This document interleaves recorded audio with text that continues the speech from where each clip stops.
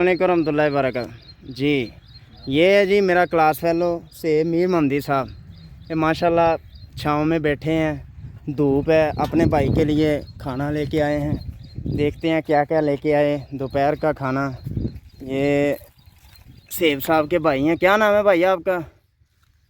नाश्ता कर लो जी, होर सुन लो जी। थोड़ा नाम की है जी उस्ताद जी? यार वीडियो करने नहीं तो ये जी खाना है दोपहर का। और आपको पता है माशाल्लाह जो शहरों में लोग रहते हैं कि दोपहर को ये नीम की छाँव और ज़मीनों में बैठ के खाना खाना और कुदरती हवा में ये बहुत ज़बरदस्त माहौल होता है। तो हम गुज़र रहे थे, बाज़ार से आ रहे थे, तो माशाल्लाह ये हमारे दोस्त मिले, तो हमने सोचा कि इनकी ज़िंदगी के हालात और इनके खाने का मंज़र आपको दिखा दें। माशाल्लाह अच्छे भाई हैं। अल्लाह ताला इनकी दावत को कबूल करे। हमें दावत दे रहे हैं खाने की। अस्सलाम वालेकुम।